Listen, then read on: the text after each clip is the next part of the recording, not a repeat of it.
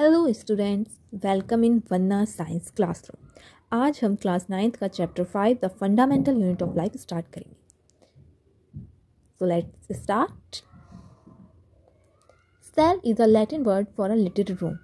Cell है जिसको कहाँ से लिया गया है? लैटिन के एक वर्ड से लिया गया है जिसका है लिटिल रूम, छोटा कमरा, जिससे कि हमने इसे सेल को लिया है। ठीक है। अब आप कहेंगे हमने तो केमिस्ट्री में सेल को कुछ और पढ़ा था। अरे सेल तो वो वाला होता है जो घड़ी में डलता है, टीवी के रिमोट में डलता है। यहाँ मैम कुछ और कह रही हैं।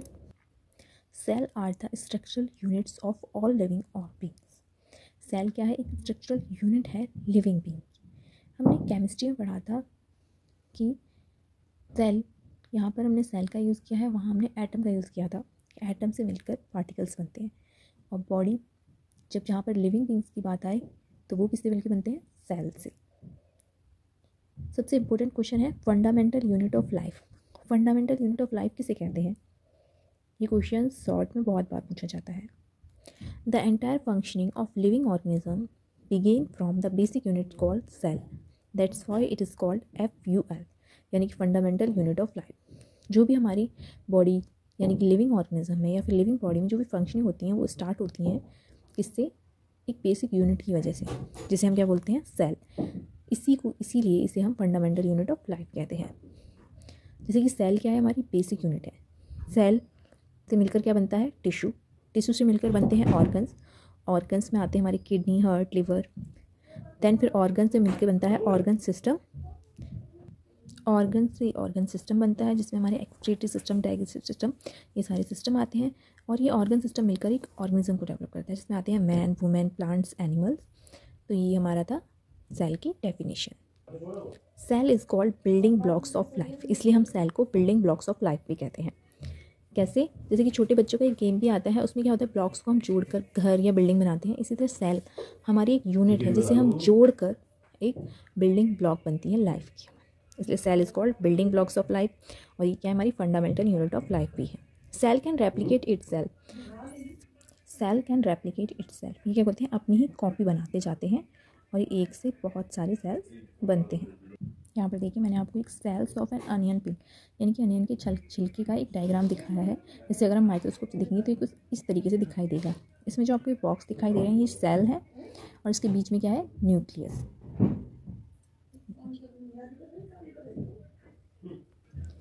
तो सेल अगर आपसे पूछा जाए तो cell was first discovered by, cell जो पहली बार किसके द्वारा दी गई थी? रॉबर्ट हुक के द्वारा 1665 में। और इन्होंने जो सेल डिस्कवर की थी वो क्या थी? हमारी डेड सेल्स। यानी कि इन्होंने एक प्लांट देखा, उस प्लांट की बार्क यानी कि जो छाल होती है उसे लेकर उसे माइक्रोस्कोप में देखा था, तब उसमें इन्होंने फाइंड आउट किया था कि इसमें एक सेल होती है जिससे कि ये पूरा प्लांट बना हुआ है। तो इन्होंने किस पर डिस्कवरी की थी? डेड सेल्स पर। दूसरा है एंटोनी वैन ल्यूवेनहुक 1674। इन्होंने डिस्कवर की थी लिविंग सेल्स इन पॉन्ड वाटर। इन्होंने तालाब में देखा था कि जो सेल थी वो लिविंग थी, तो इन्होंने लिविंग सेल के बारे में डिस्कवरी की थी। अगर आपसे पूछा जाए डेड सेल किसने डिस्कवर की तो आप बताएंगे रॉबर्ट हुक, और लिविंग सेल्स के बारे में पूछा जाए तो एंटोनी वैन ल्यूवेनहुक। उसके बाद फिर रॉबर्ट ब्राउन आए 1831 में। इन्होंने डिस्कवर की थी सेल की न्यूक्लियस के बारे में। यहाँ ये आप डायग्राम में देख सकते हैं, सेल के बीच में एक छोटी सी बिंदी है जिसे हम न्यूक्लियस कहते हैं। तो ये डिस्कवर की थी रॉबर्ट ब्राउन ने 1831 में। उसके बाद हमारे साइंटिस्ट आए थे परकिंजीज 1839, जिन्होंने प्रोटोप्लाज्म की डिस्कवरी की थी। नेक्स्ट है हमारे Virchow 1855, the cell arise from pre existing cells. इन्होंने बताया कि जो सेल नई सेल्स बनती हैं वो पुरानी जो पहले से ही एग्जिस्ट कर रही हैं सेल, उन्हीं से बनती हैं। जैसे कि मैंने आपको बताया था cell can replicate itself. Cell क्या होती हैं? खुद ही रेप्लिकेट होकर अपनी ही कॉपी बनाती जाती हैं। तो ये विर्चॉफ ने बताया था। अब यहाँ से स्टार्ट होती है हमारी सबसे इम्पोर्टेंट टॉपिक, जो कि क्लास 9th और 10th दोनों के लिए इंपॉर्टेंट है, cell theory. All the living organism are composed of cells. जितने भी लिविंग ऑर्गेनिज्म हैं वो सब किससे मिलके बने होते हैं? सेल्स से। The living organism could be made up of one और मोर सेल्स। जो लिविंग ऑर्गेनिज्म होते हैं या तो वो एक सेल से या फिर एक से ज़्यादा सेल से मिलके बने होते हैं। The new cells arise from pre existing cell through the process of cell division. जो नई सेल्स बनती हैं वो क्या होती हैं? जो पहले से ही सेल्स होती हैं, प्री एग्जिस्टिंग सेल्स जो पहले से प्रेजेंट होती हैं, उन्हीं से ही बनती हैं through the process of cell division. यानी कि वही सेल डिवाइड होती रहती हैं, उनका डिवीज़न होता रहता है और वो नई सेल बनाती रहती हैं। उसके बाद आती है सेल। सेल भी कई तरीके की होती हैं, शेप, साइज़ और नंबर के अकॉर्डिंग। शेप, अगर शेप के अकॉर्डिंग देखा जाए तो nerve cell, blood cell, muscle cells, ovum, fat cell, bone cells, इन सब के डायग्राम और शेप आपको अलग अलग मिलेगी। नर्व सेल की जो शेप होती है यहाँ पर मैंने ड्रॉ नहीं की है, पर वो ब्रांच्ड होती है। मैंने आपको अपनी पहले की वीडियोस में डाल रखी है वो नर्व सेल की फ़ोटो। ब्लड सेल वो हमारी सर्कुलर होती हैं शेप में, मसल सेल्स स्पिंडल शेप की होती हैं, ओवम भी हमारी कुछ सर्कल में होती हैं, फैट सेल स्क्वायर शेप में होती हैं और बोन सेल्स मल्टी सेलुलर होती हैं हमारी। इस तरीके से शेप में भी अलग अलग होती हैं। उसके बाद आती है हमारी साइज़। साइज़ के अकॉर्डिंग भी सेल अलग अलग होती हैं, कुछ स्मॉल होती हैं, कुछ लार्ज होती हैं।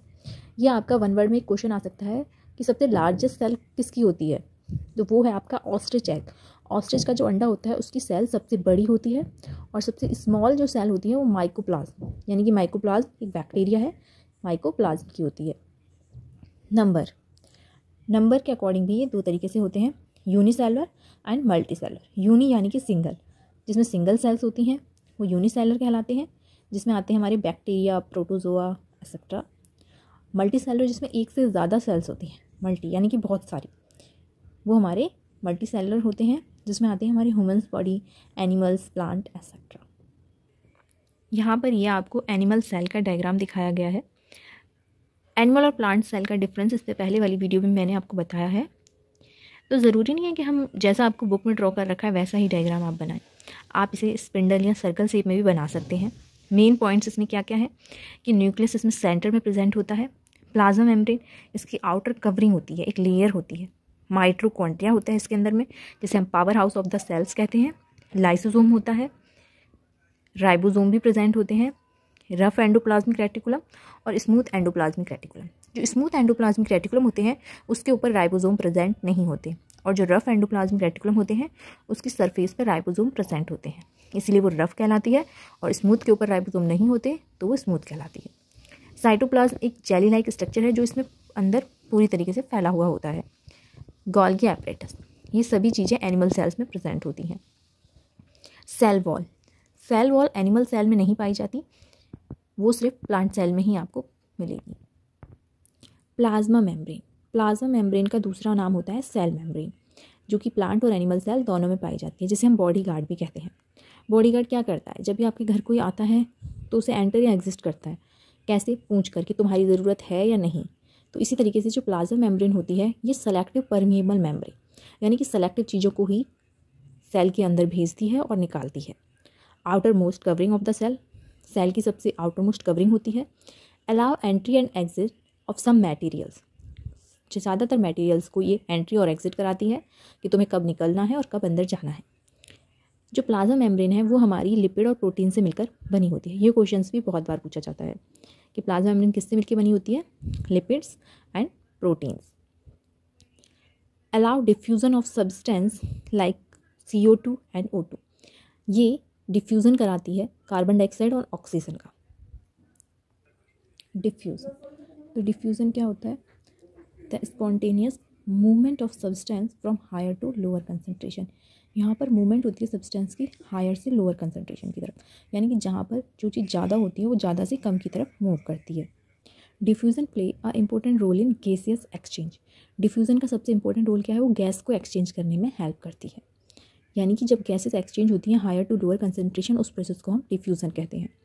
The movement of water molecule, water molecule यानी कि हमारी एक लिक्विड प्रोसेस हो गई, through such A selective permeable membrane is called osmosis. Osmosis क्या होती है, जिसमें वाटर का मूवमेंट होता है, किसके थ्रू, एक परमिएबल मेम्ब्रेन के थ्रू। और डिफ्यूज़न में वो डायरेक्टली मूवमेंट होती है higher to lower concentration, but osmosis में एक सेमी परमिएबल मेम्ब्रेन के थ्रू मूवमेंट होती है। तो ये डिफरेंस है डिफ्यूज़न और ऑस्मोसिस में। डिफ्यूज़न में गैसेस का मूवमेंट होता है और ऑस्मोसिस में लिक्विड का मूवमेंट होता है। यहाँ पर आपको एक डायग्राम दिखाया गया है, हायर कंसनट्रेशन से लोअर कंसनट्रेशन में मूवमेंट हो रही है। तो अगर वो हाई से लो की तरफ जा रहा है तो ये पैसिव ट्रांसपोर्ट होता है, और लो से अगर हाई की तरफ जाता है तो वो एक्टिव ट्रांसपोर्ट होता है। डिफ्यूज़न और ऑस्मोसिस में एक मेन डिफरेंस देखिए। डिफ्यूज़न में क्या होता है, सेल के अंदर ही हायर से लोअर कंसनट्रेशन की तरफ मूवमेंट होता है गैसेस का, लेकिन ऑस्मोसिस में क्या होता है, हायर से लोअर की तरफ ही मूवमेंट हो रहा है, पर सेल के बाहर से हायर से लोअर की तरफ। ये क्या है, ऑस्मोसिस, लिक्विड। तो हायर से लोअर की तरफ मूवमेंट ऑस्मोसिस, एक सेमी परमिएबल मेम्ब्रेन के थ्रू। उसके बाद आती है हमारी टाइप ऑफ ऑस्मोसिस। ऑस्मोसिस भी हमारी दो तरीके की होती हैं, endo osmosis and exo osmosis. Endo osmosis, the process in which the water molecule enter into the cell। इसमें क्या हो रहा है, वाटर की मूवमेंट हो रही है सेल के अंदर। जब सेल के अंदर वाटर मूव कर रहा है तो वो क्या हो जाएगा, फूल जाएगा, सेल स्वेल। एंडो, अंदर की तरफ मूवमेंट हो रही है वाटर की, और एंडो ऑस्मोसिस बाहर से अंदर की तरफ जहाँ पर सेल स्वेल्व हो जाती है। Absorption of water by plant root is also an example of osmosis. जब प्लांट की जो रूट होती हैं वो वाटर को एब्सॉर्ब करती हैं तो वो भी एक ऑस्मोसिस प्रोसेस ही होता है। उसके बाद आती है हमारी टाइप ऑफ सॉल्यूशन। सॉल्यूशन भी हमारे 3 टाइप के होते हैं, hypertonic, isotonic and hypotonic. Hypertonic, more solute, उसमें क्या होता है, सॉल्यूट हमारा ज़्यादा होता है। यहाँ पर हमने सॉल्यूट लिया है शुगर को, और लेस सॉल्वेंट, यानी कि हमारे सॉल्वेंट होता है मॉलिक्यूल, यानी कि वाटर, जो भी लिक्विड प्रेजेंट होता है उसे हम सॉल्वेंट बोलते हैं, वो हमारा कम होता है।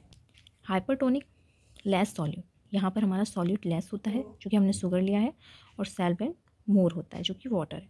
हाइपर और हाइपोटोनिक, हाइपर में सॉल्यूट ज़्यादा होता है और हाइपो में सॉल्वेंट ज़्यादा होता है। आइसोटोनिक, जिसमें हमारा सॉल्वेंट और सॉल्यूट दोनों ही इक्वल अमाउंट में होता है, और नेट मूवमेंट, इसमें कोई भी मूवमेंट नहीं होती है, नॉर्मल रहता है।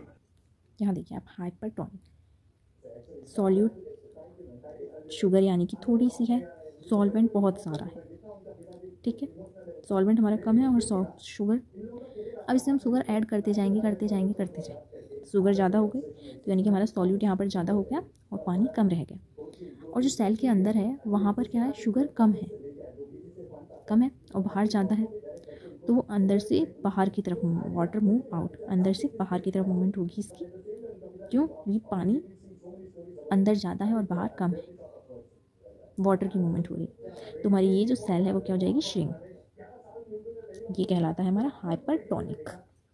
हाइपोटोनिक में क्या है, हमारी जो वाटर की मूवमेंट है वो बाहर ज़्यादा है और सेल के अंदर कम है, तो higher to lower concentration movement होती है, तो ये बाहर से अंदर की तरफ मूवमेंट होगी पानी की, वाटर मूविंग, वाटर अंदर जाएगा तो सेल क्या हो जाएगी, हमारी स्वेल हो जाएगी। आइसोटोनिक, जिसमें कोई भी मूवमेंट नहीं होती, ना अंदर जाता है ना बाहर आता है, जो जैसा है वो वैसे ही रहता है। इसमें हम आपको एग्जाम्पल बता सकते हैं। हाइपोटोनिक, सेल स्वेल हो गई हमारी। आपने देखा होगा कि अगर आप किशमिश लो और उसे पानी में डाल तो क्या होता है, बाहर की कंसंट्रेशन ज़्यादा होती है और किशमिश के अंदर कंसंट्रेशन कम होती है, तो वो मूवमेंट होता है पानी का किशमिश के अंदर सेल के थ्रू, तो हमारी वो किशमिश क्या हो जाती है, फूल जाती है, स्वेल हो जाती है। ये प्रैक्टिकल आप करके देखिएगा। हाइपरटोनिक, हाइपरटोनिक में आप अंगूर को लीजिए और उसे धूप में सुखा दीजिए, तो बाहर क्या होती है, मॉइस्चर ज़्यादा होता है, अंदर कम, अंदर मॉइस्चर किशमिश अंगूर में ज़्यादा होता है, पानी आपने अगर अंगूर को दबा के देखो तो इसमें पानी निकलता है, और बाहर पानी कम होता है, तो अंदर से बाहर की तरफ मूवमेंट होती है, तो अंगूर क्या होगा, सूख जाएगा और वो किशमिश में चेंज हो जाएगा, श्रिंक हो जाएगा। तो यहाँ पर आप अंगूर और किशमिश के 2 प्रैक्टिकल खुद करके देखिए, तो आप इजीली लर्न करेंगे हाइपरटोनिक और हाइपोटोनिक में क्या डिफरेंस है। फिर उसके बाद हमारी आती है एंडोसाइटोसिस एंड एक्सोसाइटोसिस। एंडोसाइटोसिस और एक्सोसाइटोसिस कुछ भी नहीं है। एंडोसाइटोसिस होता है फूड, किसी भी मटेरियल का या फूड का अंदर जाना, एंट्री करता है, और एक्सोसाइटोसिस उसी किसी फूड का बाहर जाना, ये एक्सोसाइटोसिस होता है। ये आप इस डायग्राम में इजीली देख सकते हैं। ओके स्टूडेंट्स, तो ये जो आपका चैप्टर बहुत ही इजी है, तो ये कुछ टर्म्स थी जो आपको पता होनी चाहिए, तो ये मैंने आपको बता दी। इसके आगे का चैप्टर हम नेक्स्ट वीडियो में कंटिन्यू करेंगे। ओके स्टूडेंट्स, आपको मेरी वीडियो अच्छी लगी हो तो लाइक, शेयर और सब्सक्राइब करना ना भूलें। Thank you.